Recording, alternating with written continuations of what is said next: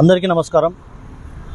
ఈరోజు special intensive revision పైన sub collector గారిని మా ప్రియతమ సమన్వయకర్త ఎస్ నిసార్ అహ్మద్ గారి ఆధ్వర్యంలో ఈరోజు కలవడం జరిగింది. కలవడానికి ముఖ్య కారణం ఈరోజు లాజికల్ డిస్క్రిపెన్సీస్ అని చెప్పి, అనామలీ లిస్ట్ అని చెప్పి కొంతమంది ఓటర్ల యొక్క వివరాలు తప్పుగా డిటెక్ట్ చేయడం జరిగింది మిషన్.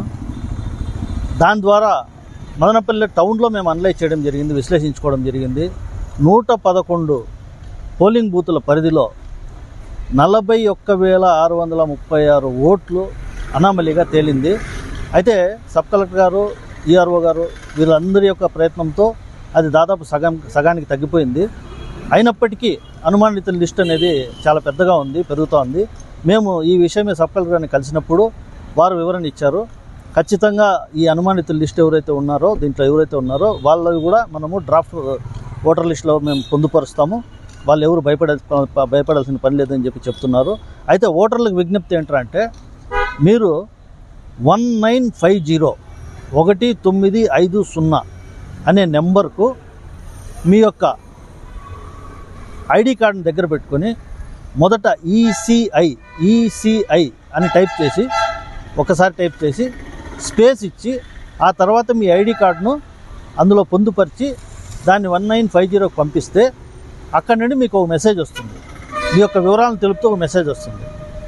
ఆ వివరాలు కనుక మీకు సక్రమంగా వచ్చినట్లయితే మీ ఎన్యూమరేషన్ ఫామ్ సక్రమంగా అప్లోడ్ అయినట్లే మీరు భావించవచ్చు. అలా కాకుండా మీకు రిప్లై రాకపోయినా, లేదు మీకు ఏదైనా వేరే మెసేజ్ ఏదైనా వచ్చినా, బిఎల్ఓను కలవమని చెప్పినా మీరు దయచేసి కలవడం మంచిది. అది కూడా మీకు చాలా తక్కువ టైం ఉంది. మేము ఎన్సిటీవీ ద్వారా విజ్ఞప్తి చేసేది ఏంటంటే, ఈ 1950 అనేది చాలా ఉత్తమమైనటువంటి మార్గం. మన ఓటు ఇంకా ఉందా లేదా, లేకపోతే ఏదైనా అనుమానిత లిస్టులో ఉందా, దేంట్లో ఉందని తెలుసుకోవడానికి ఒక మంచి మార్గం ఇది. దయచేసి ప్రజలందరూ దీన్ని ఉపయోగించుకోండి.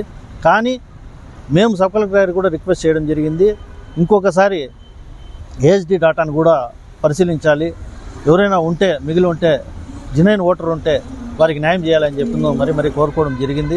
దానికి వారు కూడా సానుకూలంగా స్పందించడం జరిగింది.